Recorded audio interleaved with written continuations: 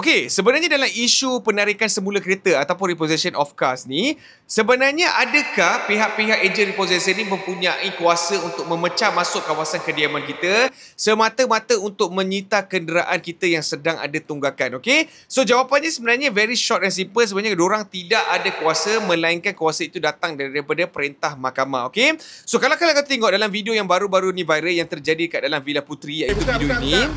So dalam video ini abang-abang repoman ni kata mereka mempunyai kuasa di bawah Seksyen 42 Akta Sewa Beli untuk memasuk secara paksa ke kawasan kediaman si peminjam ni untuk menyita kenderaan. Bukan itu sahaja, mereka juga mempunyai kuasa untuk memusnahkan apa-apa halangan yang menghalang mereka daripada menarik semula kereta ini. Okey? So adakah jawapan ataupun pandangan daripada abang repossession ini sebenarnya betul atau salah? Bagi aku sebenarnya terkilaf sedikit lah.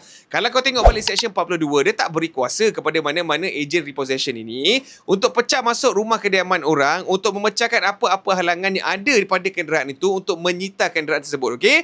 Sebaliknya Seksyen 42 dia memberikan kuasa kepada owner kenderaan which is the bank untuk adukan komplain kepada pihak magistrate untuk menyatakan bahawasanya si pembeli ni, si peminjam ni setelah gagal untuk melunaskan tunggakan dan setelah ada notis yang telah diberikan, dia masih lagi gagal untuk pulangkan kereta itu kepada owner asal which is the bank. Okey?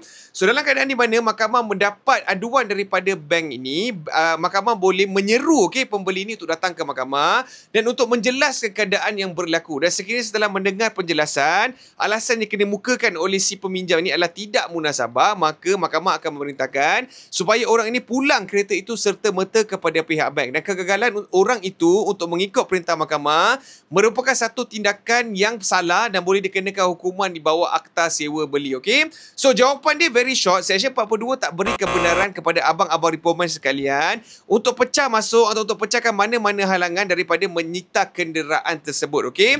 The only way untuk mana-mana abang repoman untuk memecah masuk ataupun untuk menggunakan kekerasan untuk menyita kenderaan ini, sekiranya abang-abang repoman melalui bank telah mendapat perintah penyitaan daripada pihak mahkamah. Maknanya setelah bank menang saman ke atas si peminjam ini dan peminjam ini perlu membayar segala tunggakan yang ada kepada pihak bank dan dia masih lagi gagal, pihak bank boleh melaksanakan perintah tadi ini ke dalam mahkamah untuk mendapatkan satu proses penyitaan kepada barang-barang yang menjadi persoalan lah dalam isu ini. Dan sekiranya setelah mendapat perintah penyitaan ini, dia masih lagi belum boleh menggunakan kekerasan untuk memasuki kediaman si peminjam ini. Hanya dengan kehadiran pihak polis, hanya dengan kehadiran beli mahkamah yang ditugaskan dan hanya dengan kehadiran peguam-peguam preventif di situ, maka barulah boleh berlaku satu repossession secara paksa. Okey? Abang-abang repoman tak boleh pergi ke rumah orang dalam apartmen ke apa ke buat